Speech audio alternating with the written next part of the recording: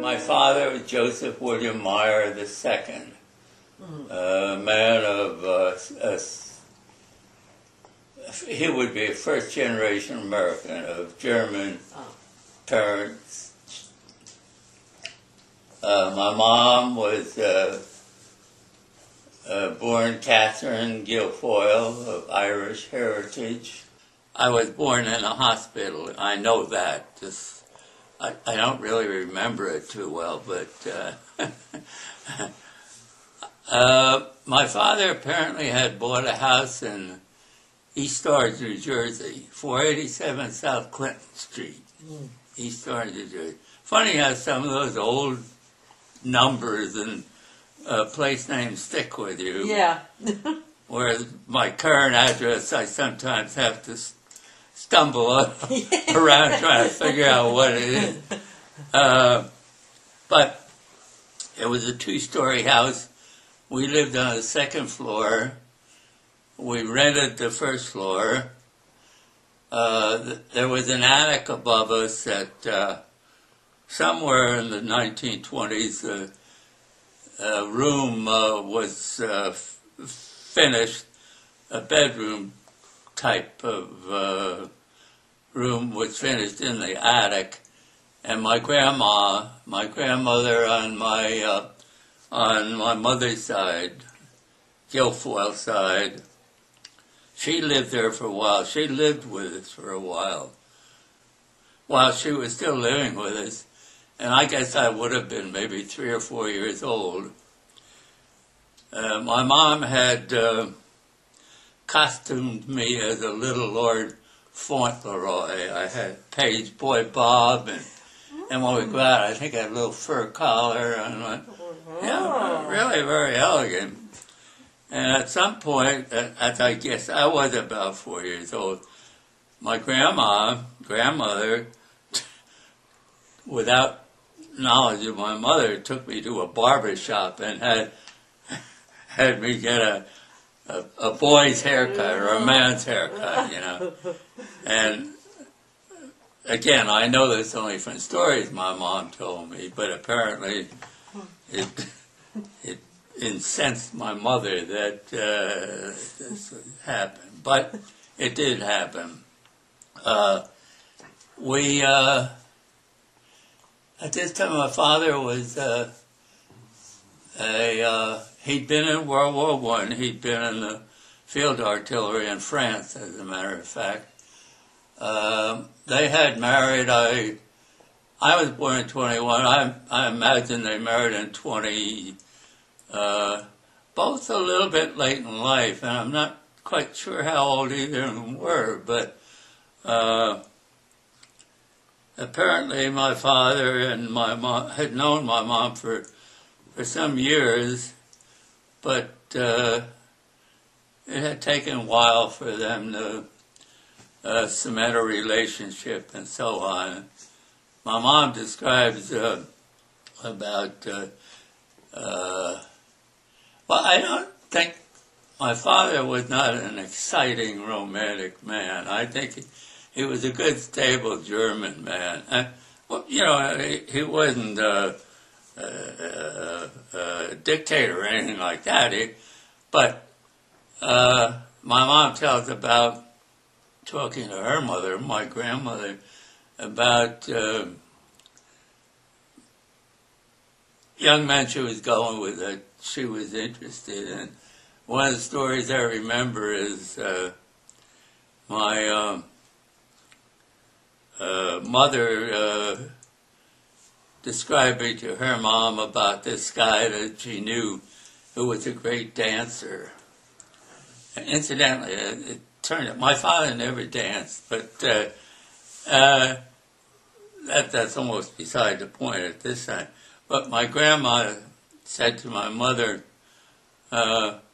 okay, you marry that one, you better buy a full-length mirror so you can watch yourself starve to death. So at any rate, during the 30s, we were a reasonably well-to-do family. My father had a good job. As a matter of fact, he became a partner in a plumbing firm with a man named Dorsey. And then in the late 20s, he became ill with brain cancer and died in 1930. Well, of course, we've all heard of the stock market crash of 29 and the beginning of the Great Depression. No one knew, of course, at that time that there was a Great Depression ahead, but times were turning bad. And so I think about the last year of his life, he was home part of the time and in the hospital part of the time. And they had very ineffective treatments against cancer at that time. They still do with them. And some cancers, we still, there's very little that can be done. Yeah. I do recall, he was in a Beth Israel Hospital in Elizabeth, New Jersey, and they wouldn't let the kids in for some reason. I remember standing on a street corner, and this hospital was several stories high, maybe 10, 12, something like that. And he was in a window way up in the story waving at us. My mom and 3 little kids standing on the corner. I remember that situation. Well, for one, the cancer was, I'm sure, very painful. You can imagine the mental anguish that he went through. A young man leaving behind a wife and 3 children. And again, he died at home. And that is the situation I remember. You will remember that kind of a thing. We were taken to my Aunt Anna's house, and while the arrangements were made and so on. I remember his funeral. At those days, it was quite common to have the coffin in the home, in the living room. And he was there, an open casket. And I didn't want to look at the casket. And my mom was saying, I don't have to. I remember my Aunt Helen says, he has to. And she said, made me go over and look. Well, my father died when I was 9, and so my mother had to move from place to place. I went to, I think, about 3 or 4 elementary schools, and at the Orange High School, where I went my junior year, was the 3rd high school I'd been to. And when I went there, I was a total stranger. I knew no one. And I felt like I really needed a friend. I remember being in the school cafeteria, and I'm sure it's the same today, that the kids gather in certain groups and tables where friendship form, and there's the jocks, and there's the nerds, and all of the different types. Well, it was that way at Orange High School. There was these 2 guys I noticed sitting alone. So I went over to their table and sat myself there. That was kind of a little bit unusual for me to do, because in a way I felt I was intruding. Well, through junior and senior year, we became closer and closer. And it actually influenced, Buster has often mentioned, Buster is a blonde-haired guy, probably the most athletic of the 3 of us. I'm inclined to say the least handsome, but Bud was certainly the most handsome. But on the other hand, Bud was also the most shy and reticent. So Harry was the most outgoing and ebullient. And I was somewhere in between on most of these things, and so we made a good trio, I think. And that became more evident later when we were in the Navy. But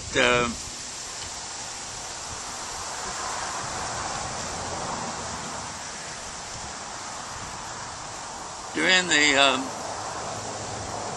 in our final senior year in high school, we were in, by we, I mean Bud and I, were in a high school play. The only significant involvement with activities in school. This was an anti-war play. At that time, I'm talking now, I graduated in June 1939. So this play might have been in, the spring of 39. And America in general, I think, was very, very much anti-war. The idea of becoming involved in the European war was something that was pretty much regarded as something we didn't want to be involved with.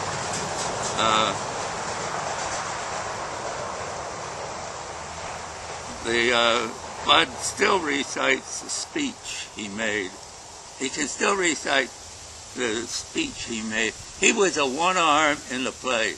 He's a one-arm veteran, working as a sort of a butler in a home of rich people. And he generally doesn't have too much to say, but one of the rich girls in the play asked him at one point about his experiences in the war. Well, he's very reluctant to answer her, but nevertheless he does, at some length, as a matter of fact. War is hate and greed and bitterness, everything hideous. It goes on and on like that. And among the three of us, we didn't want any part of the war at that point. Everything changed on December 7th, 1941. I think any of us who lived that day recall exactly where we were, exactly, almost word for word what we said when that happened. Bud and I were out, it was a Sunday, and we were out, and my mom let me use her car. She had an old Ford V8. And I had just learned to drive about a year before. They didn't have driving courses in high school then. Bud and I were cruising around Montclair, New Jersey, where all the rich girls lived. And on the radio, we heard this news of Pearl Harbor, the attack on Pearl Harbor. I'm sure none of us realized just what was about to happen to us.